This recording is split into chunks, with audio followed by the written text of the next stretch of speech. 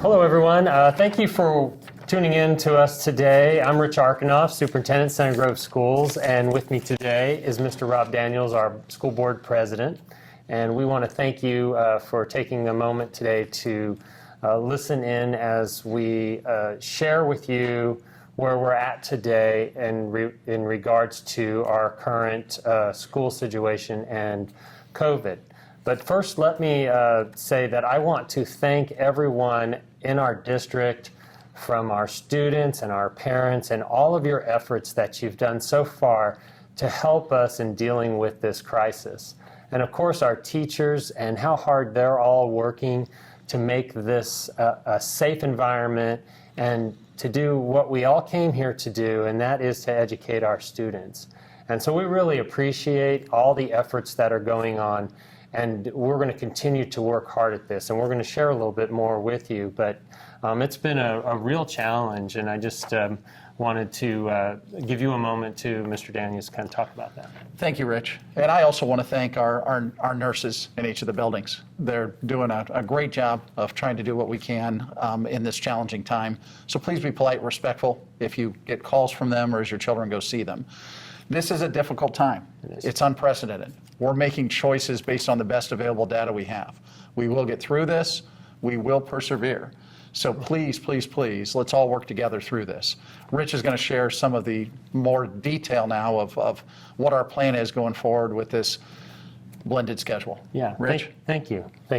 And that is true. The data that we're looking at is much more than just the positive cases that we're dealing with. And I'm going to talk a little bit about that today. Well, first of all, we have a number of cases at the secondary level that of positive cases that have come into the schools. I believe it's 5 today at the high school and 1 at Middle School North. No positive cases at Middle School Central. However, we have additional data that we look at. That data is what we call COVID-related absences. So those are students that are either quarantined or isolated. So our students that are quarantined are our students that are on a 14-day quarantine. That means that those students have been exposed to someone who has tested positive, and they were less than 6 feet away from the person and for more than 15 minutes. Now, the other number, which is our students under isolation, those students are showing symptoms of a COVID-related illness. So with those students, they are 10 days out. And then we look at some other numbers, such as self-reported numbers about students that they're maybe at home and they never came to school, but now they're out on self-isolation because something's happened at home. So those numbers are pretty significant for the corporation. When you look at the 5 we had at the high school, we're looking at anywhere between 25 and 30 students that are being impacted through the quarantine numbers. So that's, as you can see, growing pretty quickly. And we're roughly over 200, and I believe it's 225 students right now that are out because of some type of COVID-related absence. And that's, when I use that number, that's only at the secondary that we're having that 225.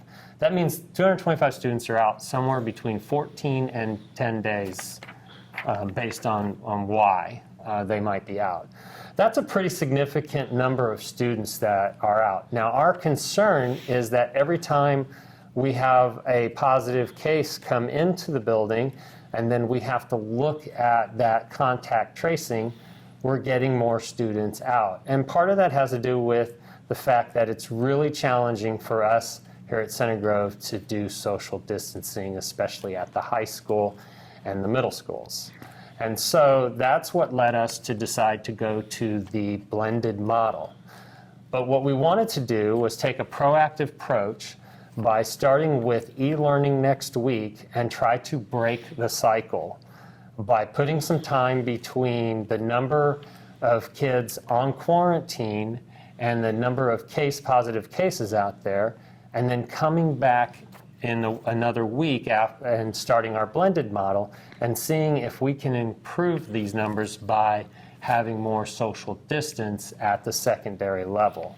And we might be able to do that by controlling that by a 50% population cut in those 3 buildings. So that's the purpose of this. Our goal is to continue with in-person instruction and stay that way as long as possible.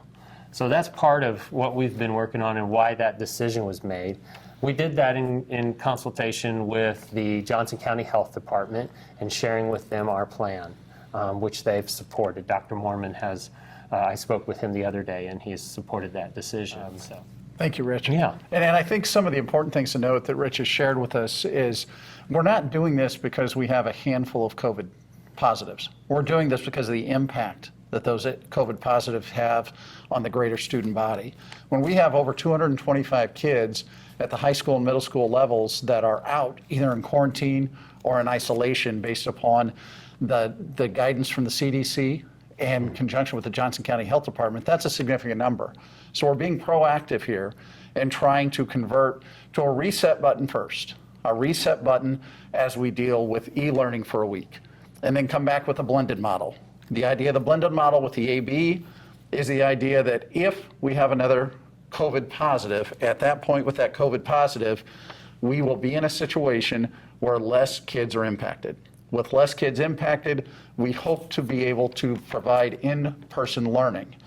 If we don't do something now, it could only get worse. If we don't be proactive for each kid, as Rich said, we have 25 to 30 kids impacted.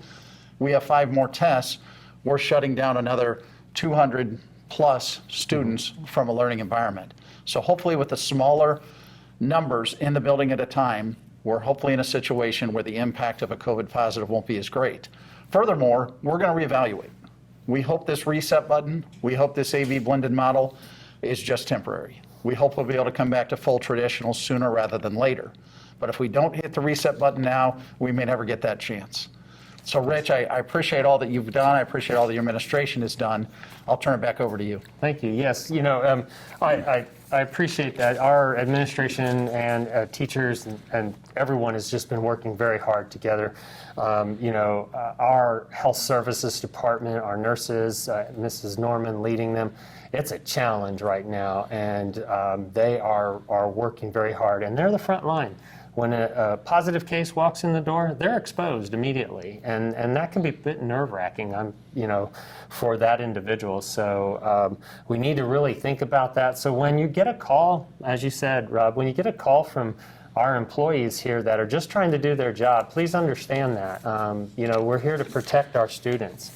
So I know folks are really concerned about numbers and data and so forth and what we're using, and we're working with the CDC guidelines. And you can go to our website, and so it's centergrove.k12.in.us/status. We're updating that constantly, and we're changing that a little bit as we go.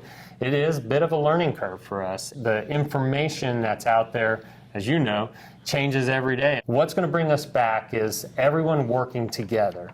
Parents and community members, everyone working together. Our students have been doing such a great job wearing the masks in school. When you're out there in the community, please wear your masks. And community, please remember that if you have a pending positive test, self-quarantine. Kids, don't come to school if you have a pending positive test. If you have symptoms, don't come to school. Stay home. We sent little magnets home so that you could self-diagnose and decide whether or not you should come to school or not. So please utilize those and stay home if you have some type of symptom or you're having tests done for the COVID-19 symptoms.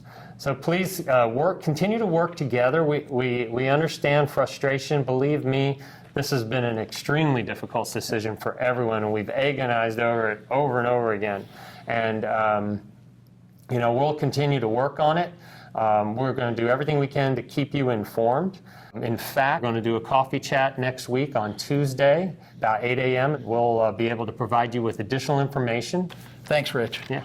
And I want to reiterate that our goal here is to provide as much in-person learning as possible. And right now, based on the data and based on the impact of the few COVID positives that we have experienced, we believe the best way to do that is hit the reset button, to go with e-learning for a week and return on an AB schedule.